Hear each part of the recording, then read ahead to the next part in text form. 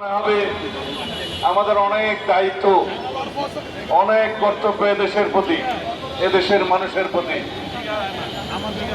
আর দেব না রক্ত, মুক্ত আমার বাংলাদেশ, স্বদেশ আমার মুক্ত। এই শহীদের রক্তে রঞ্জিত এই বাংলাদেশে আমাদের শপথ হবে, এই রক্তস্নাত শহীদের রক্তস্নাত বাংলাদেশে ফ্যাসিবাদের কোনো ঠাঁই নাই। আর কোন শকুনির থাবা বাংলাদেশে কখনোই থাবা দিতে পারবে না বাংলাদেশের স্বাধীনতা, সার্বভৌমত্ব, গণতন্ত্রের উপরে। আমাদের বক্তব্য হওয়া উচিত, আজকে যারা নতুন নতুন বাক্য বিশারদ হয়েছেন রাজনীতিতে, তাদের উদ্দেশ্যে নসিহত করছি, যারা নতুন করে বাংলাদেশে ক্ষমতায় যাওয়ার জন্য স্বপ্ন দেখছেন, এই স্বপ্ন দেখা ভালো।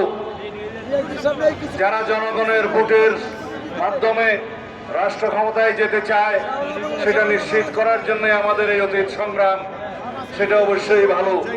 কিন্তু মনে রাখতে হবে, কেউ যদি বাংলাদেশে নির্বাচনকে পিছিয়ে দিয়ে, নির্বাচনকে অনিশ্চিত করে এবং নির্বাচন না করে রাষ্ট্র ক্ষমতা থাকতে চায়, অথবা বিভিন্ন রকমের গোলাপানিতে মাছ শিকার করার ষড়যন্ত্র করতে চায়, তাদের উদ্দেশ্য হচ্ছে ফ্যাসিবাদের দোসররা যেন আবার পুনর্বাসিত হয়। আমরা লক্ষ্য করছি বিভিন্নভাবে আজকে বাংলাদেশে গণতান্ত্রিক শক্তিগুলোর মধ্যে বিভক্তি সৃষ্টির পায়তারা চলছে।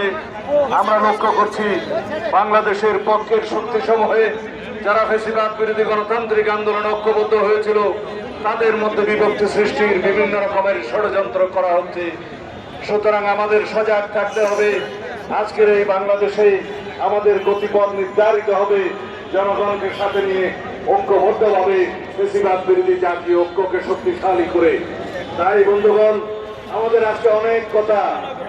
এই জুলাই কেন আসলো, এই জুলাই আসতে কেন 17 বছর লাগলো, বাংলাদেশের স্বাধীনতা আসতে কেন 23 বছর লাগলো, স্বৈরাচার বিরোধী সামরিক স্বৈরাচার বিরোধী সংগ্রামের পরে 9 বছর পরে কেন গণ অভ্যুত্থান হলো, ছাত্র গণ অভ্যুত্থান হলো, এগুলো আমাদের হিসাব করতে হবে।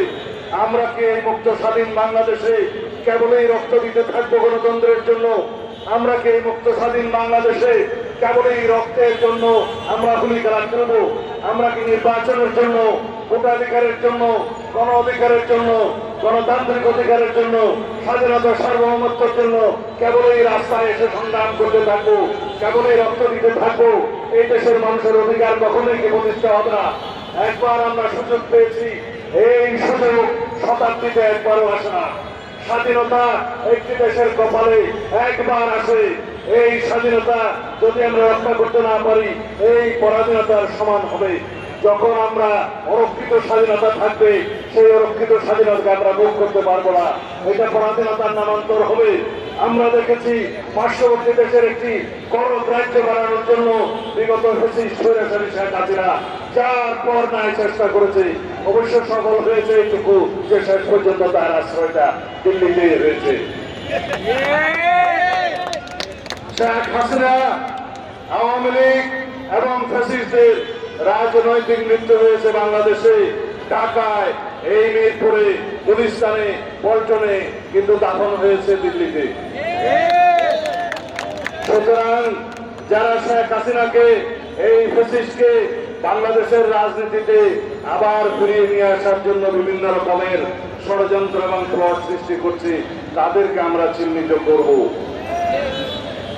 যারা পিআর পদ্ধতির নামে বাংলাদেশে নির্বাচনের দাবি চলছে, যারা বলছে জাতীয় সংসদ নির্বাচনের আগে স্থানীয় সরকার নির্বাচন চাই, তাদের একটা উদ্দেশ্য আছে, তাদের একটি অসৎ উদ্দেশ্য আছে।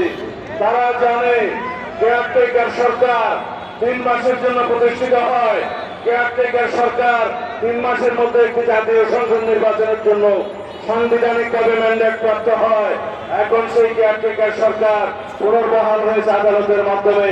আমরা নিরপেক্ষ এই অন্তর্বর্তীকালীন সরকারকে কেয়ারটেকার সরকার হিসেবেই মনে করি। আপনাদের একমাত্র দায়িত্ব একটি সুষ্ঠু, সুন্দর, নিরপেক্ষ জাতীয় সংসদ নির্বাচন উপহার দেয়া।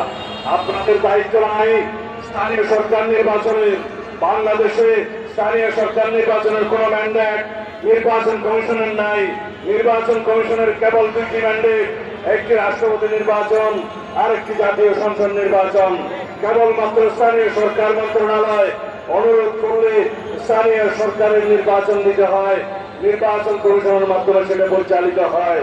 সুতরাং যারা বিভিন্ন ধরনের বিভ্রান্তি সৃষ্টির মধ্য দিয়ে নির্বাচনকে বিলম্বিত করতে চায় অথবা নিশ্চিত করতে চায়, তারাই বক্তব্য দিচ্ছে স্থানীয় সরকারের নির্বাচন জাতীয় সংসদ নির্বাচনের আগে হতে হবে এই কেয়ারটেকার বা অন্তর্বর্তীকালীন সরকারের অধীনে।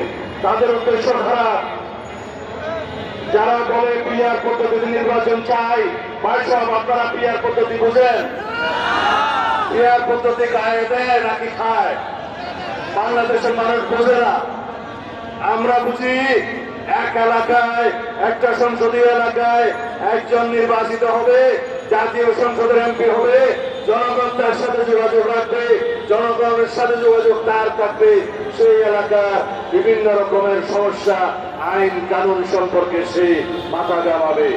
যদি আমরা পিআর পদ্ধতির নির্বাচন আমরা যেটুক বুঝি যেটুক পড়েছি তাতে দেখা যাবে ভোট দিলেন মিরপুরে আমিনুলকে, এমপি পাবেন সন্দীপুর বাবুলকে।